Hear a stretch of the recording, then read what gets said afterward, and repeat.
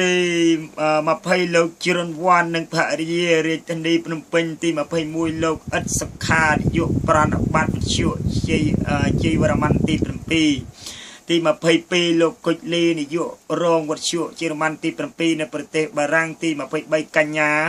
មុំនៅប្រទេសកូរ៉េខាងត្បូងទី24កញ្ញាភេងធីវីនៅប្រទេសកូរ៉េខាងត្បូងទី25លោកថាច់ខុនសរិនសមាជិកក្រុមប្រឹក្សាខណ្ឌច្បារអំពៅទី26ញោមស្រីនិងញោមស្រីវីនៅប្រទេសអូស្ត្រាលីទី27ញោមស្រីសូដានីនៅប្រទេសបារាំងទី28ញោមស្រីលីយ៉ានៅប្រទេសបារាំងទី29ញោមស្រីច័ន្ទរ៉ាឌីនៅភាសាអូឡ িম্প ិកទី30លោកហេងថាល់សាវុតនៅប្រទេសអាមេរិកទី31ញោមសុកកាណារីម៉ែននៅប្រទេសបារាំងទី32ញោមសុផាណារីម៉ែននៅប្រទេសបារាំងទី33រស់សែមនិងភរិយាព្រិលអូនព្រមទាំងកូនចៅនៅបរិយានីរាជធានីភ្នំពេញទី34លីឡាវ and red in USA ទី35សាទសាអ៊ុំនៅប្រទេសបារាំងទី36លោកគ្រូអាចារ្យហ៊ីងភីរុំនិងភរិយាសង្កាត់ភ្នំពេញថ្មីរាជធានីភ្នំពេញទី37បងស្រីកែវម៉ាលីនដានៅប្រទេសជប៉ុនទី38លោករាជតាណុលនៅប្រទេសបារាំងទី39លោកយូសៀងហេងសមាជិកប្រតិសភាទី40មីស្ទ័រពេជ្រសវណ្ណខ្មែរប៉ុស្តិ៍ទី41សមាគមបង្កក់ទី42ភិក្ខុសុខសវណ្ណទី43លោកគ្រូអាចារ្យមៀកទឹមសម័យនិងភរិយាព្រមទាំងបុត្រវត្តឋានរាជធានីភ្នំពេញទី44កញ្ញាទេពនៅក្រុងសៀមរាបទី45លោកដាវីតសវណ្ណនិងលោកជំទាវវិជ្ជបណ្ឌិតឡាសភាពខណ្ឌច្បារអំពើរាជធានីភ្នំពេញ46ញោមស្រីច័ន្ទសផលប្រាសាទខ្មៅថ្មីទី47ឧបាសកសោម៉ៅនិងឧបាសិកាសោមសំអឿនព្រមទាំងបុត្រភ្នំពេញទី48ឧបាសិកាសោមសំអឿននិងស្មាមីព្រមទាំងបុត្រទី49ឧបាសកសំកុយនិងឧបាសិកាគុយហ៊ួយព្រមទាំងបុត្រនិងទី50ឧបាសិកាមុតសវណ្ណព្យាចព្រមទាំងកូនចៅទី51ឧបាសិកាយុសសំអាតព្រមទាំងកូនព្រមទាំងក្រុមគ្រួសារនិងញាតិមិត្តទី52ឯកឧត្តមមនផល្លាប្រធានប្រណប័តរាជធានីភ្នំពេញទី53លោកខុនពេជ្រនិងភរិយាព្រមទាំងបុត្រទី54លោកឃ្លោកមនីនិងភរិយាព្រមទាំងបុត្រទី55លោកពៅសរុននិងភរិយាព្រមទាំងបុត្រទី56លោកសាំបូរិននិងភរិយាព្រមទាំងបុត្រទី57បងស្រីពៅទី58បាសិកាទុយ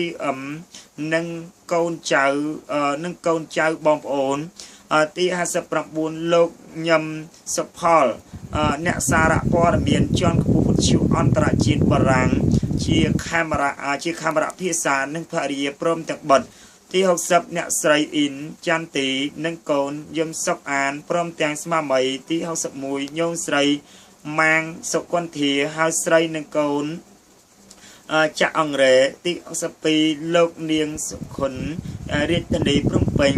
ទី63លោកគ្រូអាចារ្យវែងរាជធានីភ្នំពេញទី64លោកជាសំអននិងភរិយាព្រមទាំងបុត្ររាជធានីភ្នំពេញគឺនេះគឺជាសប្បុរសជួនដែលជាម្ចាស់ដើមបុណ្យដែលធ្វើបុណ្យកឋិនទានហៅថាបុណ្យកឋិនទានមហាសាមគ្គី ដែលហើយទៅខេត្តស្វាយរៀងគឺវត្តឧត្តមសាមគ្គីស្ថិតនៅស្រុករមេហែកក្បែរស្រុកយូនវត្តទី2គឺវត្តរៀមជោហើយទៅដែរនៅស្រុកកំពង់រោខេត្តស្វាយរៀងជាប់ស្រុកយូនដែរនៅថ្ងៃនោះគឺយុវជនអ្នកស្នេហាជាតិព្រមទាំងប្រសង់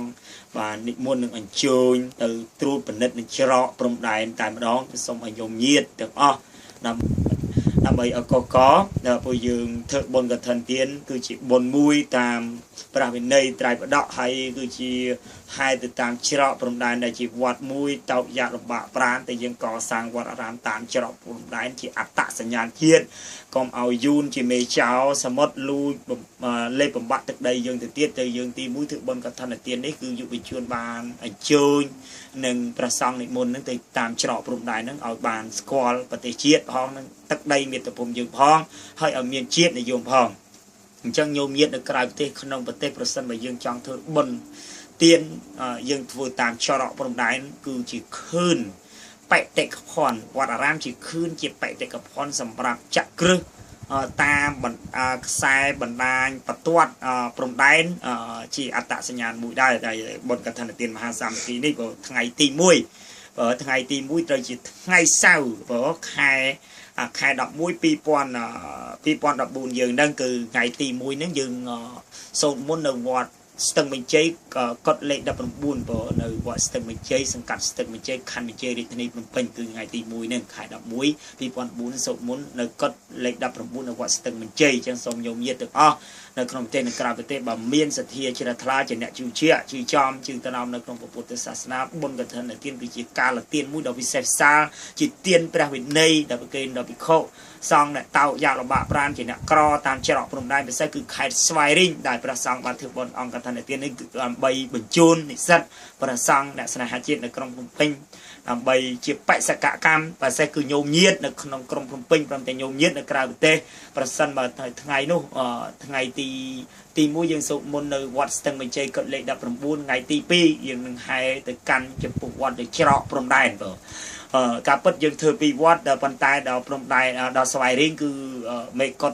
ព្រះអង្គសិនសុភ័ក្រហ្នឹងហែទៅស្រុកកំពង់រោអាត្មាភាពនឹងហែទៅកាន់វត្តឧត្តមសាមគ្គីនៅស្រុកមាហែកតាមច្រកព្រំដែនដើម្បីនាំកូនខ្មែរនិស្សិតបញ្ញវន្តដើម្បីជាមហាជាតិនិយមដើម្បីឲ្យមើលតាមច្រកព្រំដែនជាអត្តសញ្ញាណមួយគឺជាព្រលឹងជាសរសៃឈាមជាទឹកដីយើងហើយគឺដើម្បីឲ្យកូនខ្មែរប្រសង់ខ្មែរចូលរួមឲ្យបានកកប្រសិនបើគុណម្ចាស់និស្សិតបញ្ញវន្តនៅក្រុងភ្នំពេញប្រសិនបើចង់អញ្ជើញសូមតាក់ទងអាត្មាភាពមានលេខទូរស័ព្ទ012 8864 99 010 8864 99ដើម្បីជិះឡានហើយយើងក្នុងម្នាក់គឺឡានតម្លៃឡាន 20000 ព្រោះទៅមកទៅច្រកព្រំដែនពីវត្តស្ទឹងបញ្ជ័យទៅព្រំដែនស្វាយរៀងធ្វើបុណ្យអង្គឋិនទានហែដើម្បីទៅមើលត្រួតពិនិត្យដែលយូនជាមេចៅសមុទ្រដែលជាមានពៀនទឹកដីយើងផងនិងយើងធ្វើបុណ្យកឋិនទានផងមហាជាតិនិយម